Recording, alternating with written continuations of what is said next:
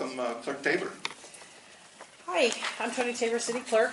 I'm going to briefly go over the Policy 04. You've all received a copy, so I'm also here to answer questions. The first part is the function, powers, and duties of the Commission. The second paragraph of the first page of 04 states that the boards and commissions are established to provide independent recommendations to council. So your main function, power, and duty is to advise the council. You're not to make decisions for the council, but you're to help them make a decision.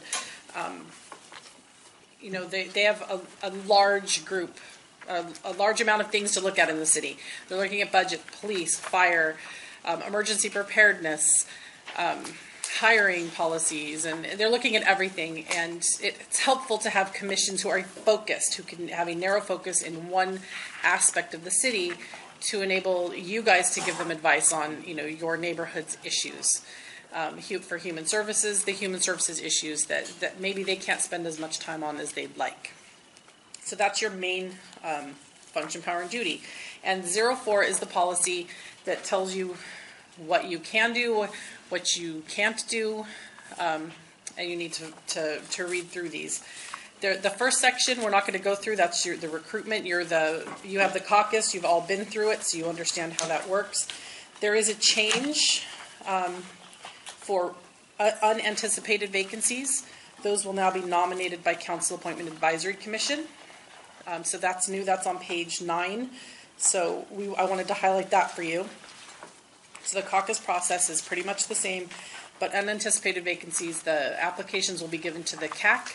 The CAC will interview those people and then nominate those to the council. The council can then appoint that nominated person or anybody else from the application, but at least it does give an independent sort of interview process. You've already done, page 11 has some of the things you need to do when you first start. Your code of ethics, oath of office, city training, that's new. We're requiring all commissioners to attend city training. We're going to be holding trainings twice a year. Next year, because we have to capture everybody, we're going to have a few more than usual. After that, we'll do one in January, one in July. But we want to make sure people who've been on for the past few years have an opportunity. So we're looking at scheduling some daytime ones for certain commissions who meet in the day, like Senior Commission tends to be a day or a day group, and then evening trainings that will help most people be able to attend. And that will be required attendance. That training will include the Rules of Order, Brown Act, Public Records Act, the roles and functions, and things like that. Other changes, the subcommittee, standing committees, and ad hoc committees, they're not disallowed, but we are keeping an eye on how many are created. I have another handout that you've been given. Pete gave me some questions ahead of time, and so I wrote down the answers to speed things up here so you guys have it in writing. And it kind of goes over the purpose of the ad hoc and the standing committee.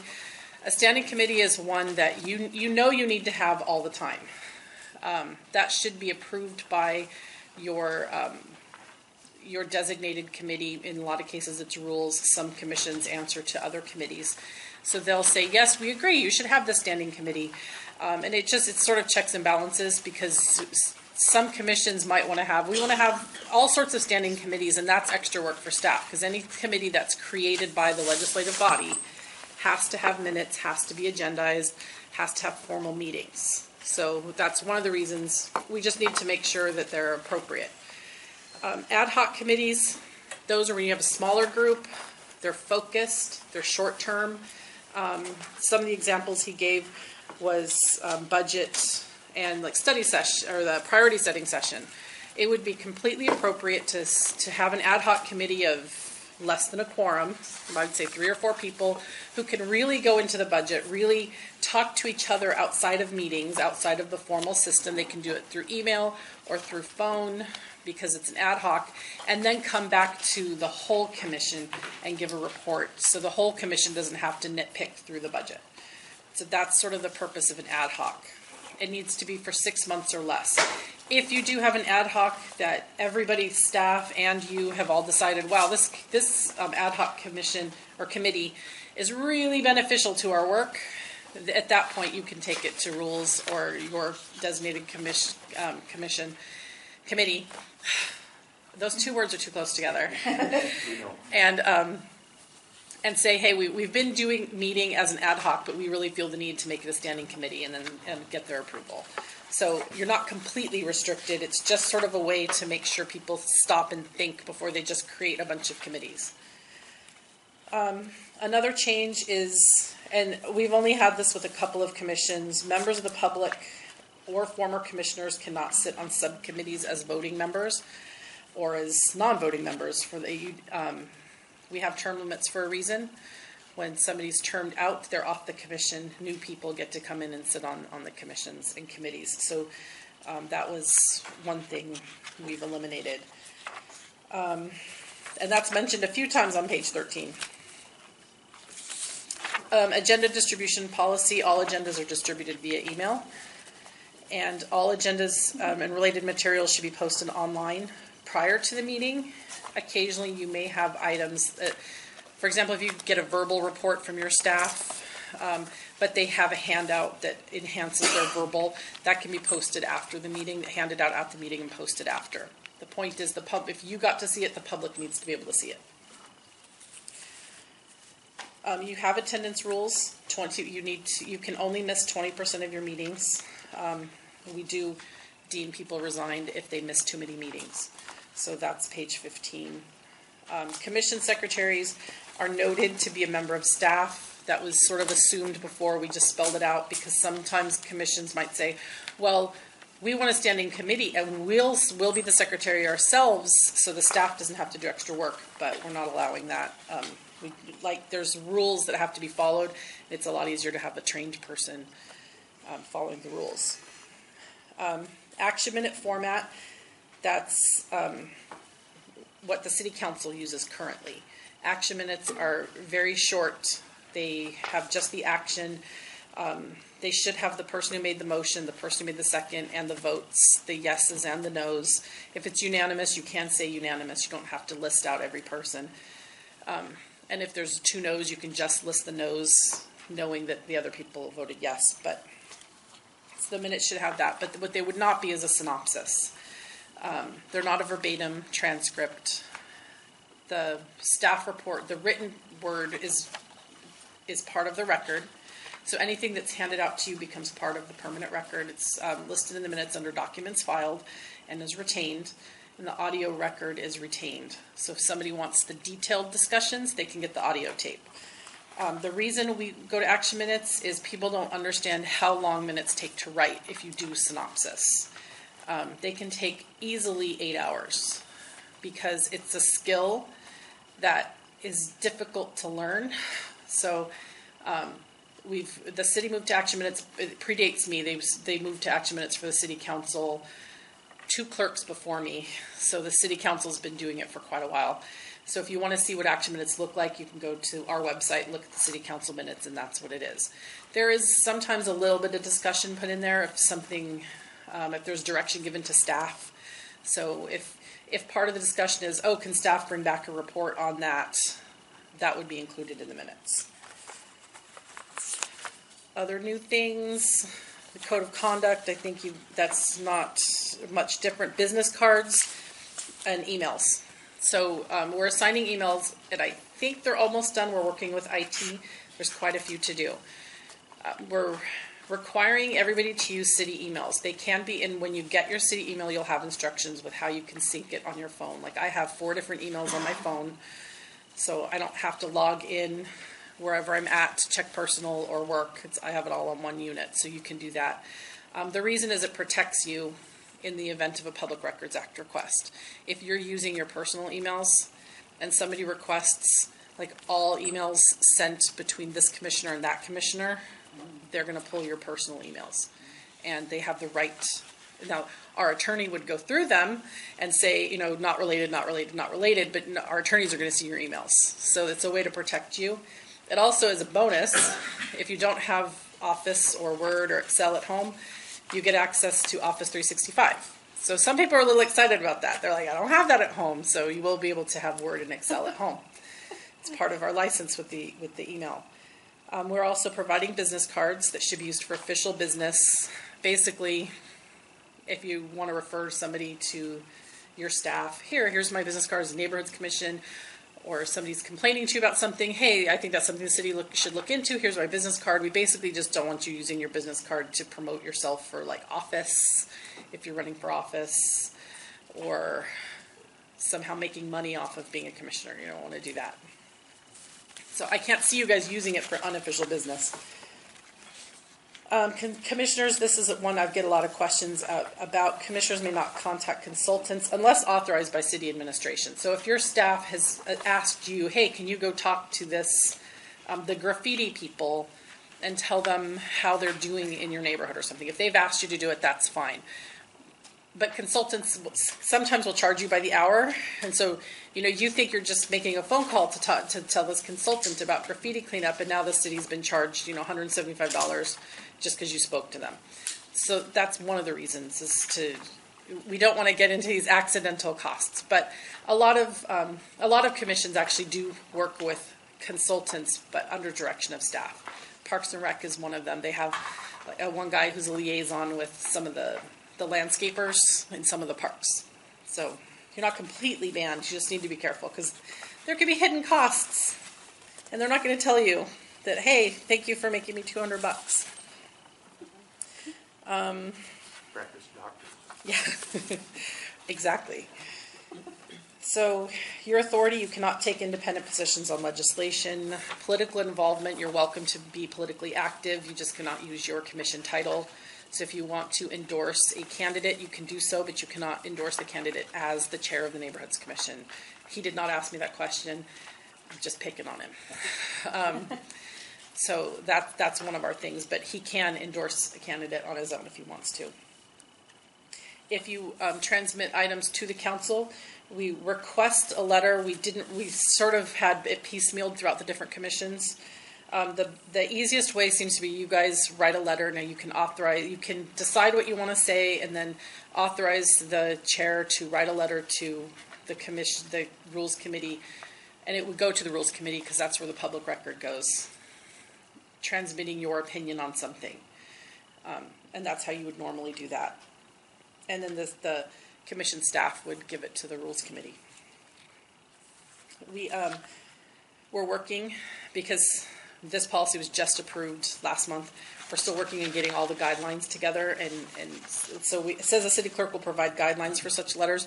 We have something quickly drafted. We're meeting with commission staff every quarter, so they'll get training, and we'll get all of that as soon as possible.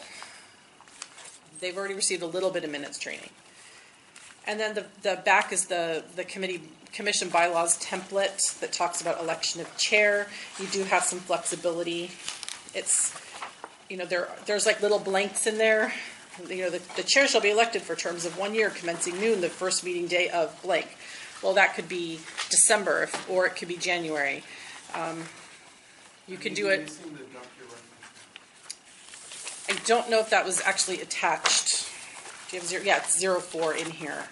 Page 25. So, page 25? Yeah, I was on page 25 of the policy. It's the big wad at the back of the Yeah. packet.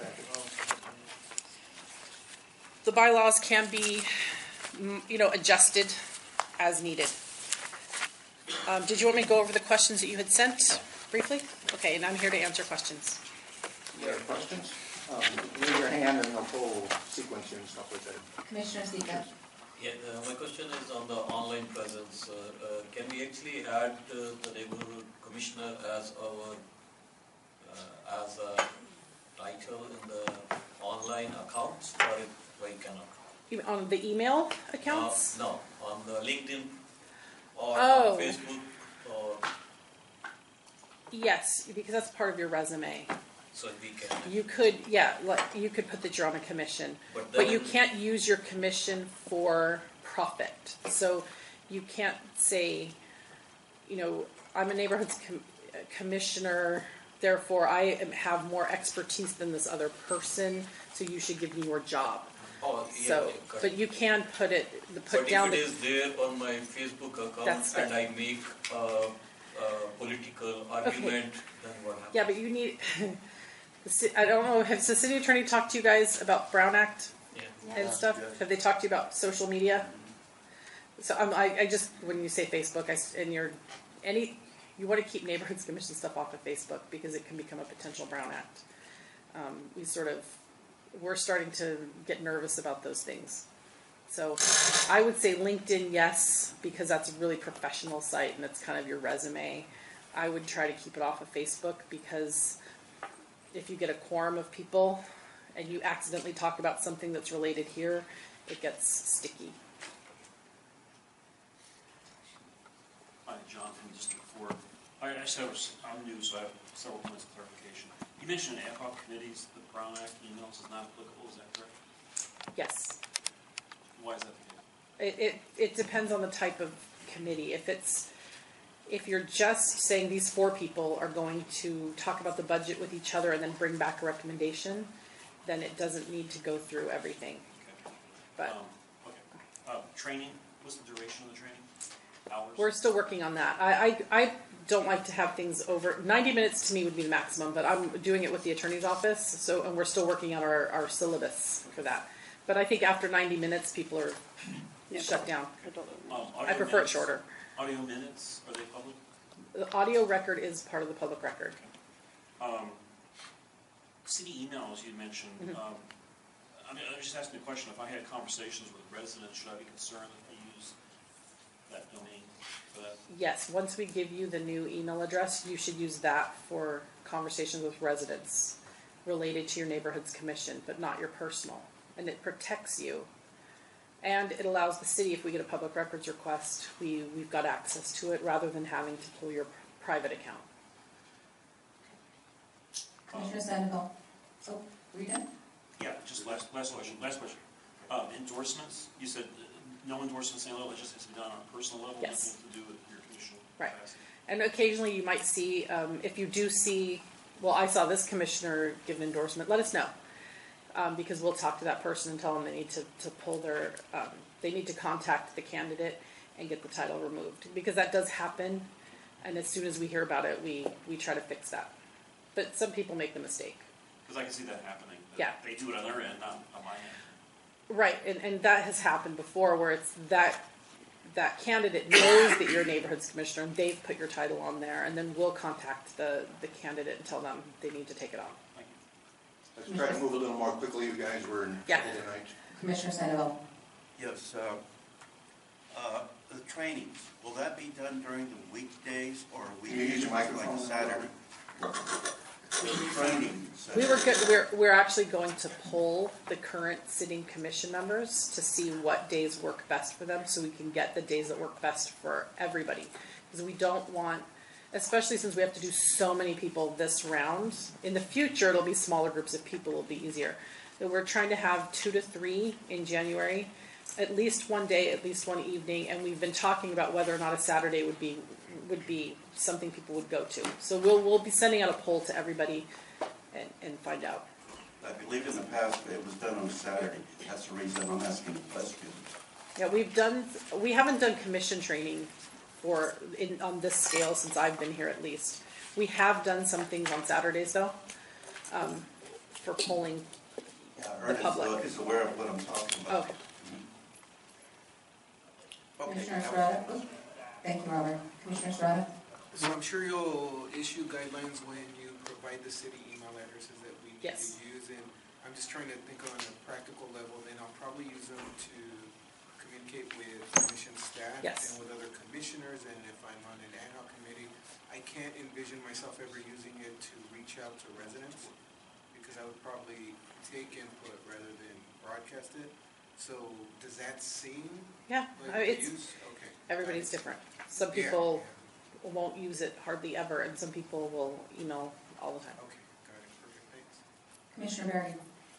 Really quick, going back to social media, so if we send an invite to the Neighborhoods Commission meeting, is that allowable if we use Nextdoor and then share it on Facebook? How does that work? If it's an announcement only, but you'd want to make sure there's no discussion. Okay. Any other questions from the commission, from the public? Ed Rask.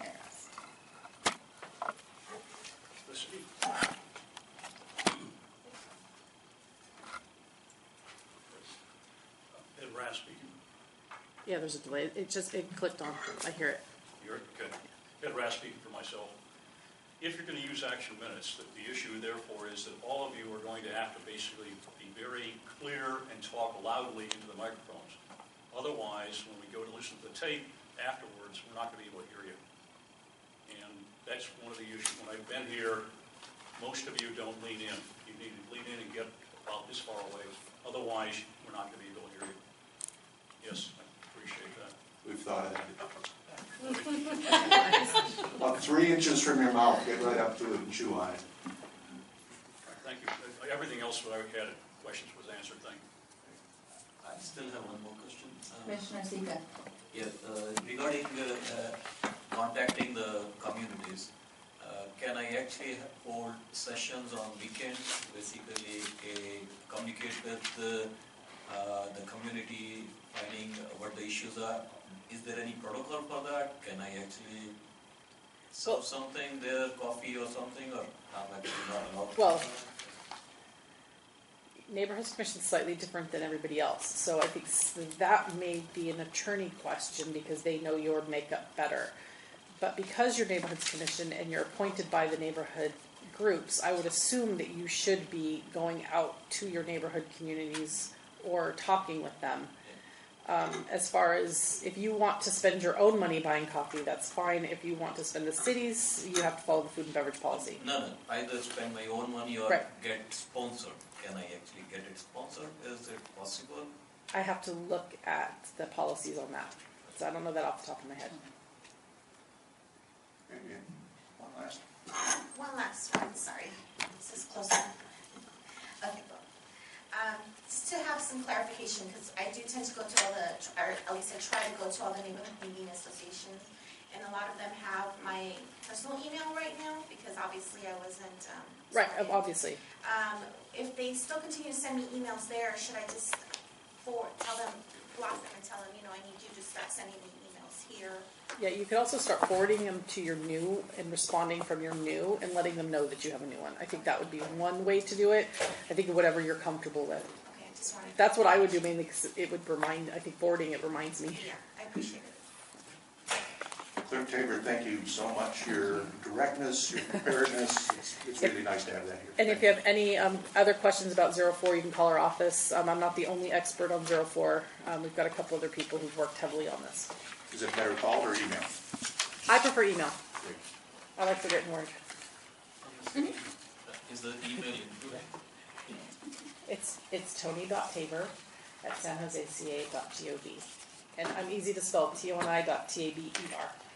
And we'll get that in a minute, so you'll have it available. What's the ETA on the cards? The ETA on what? I'm getting the cards.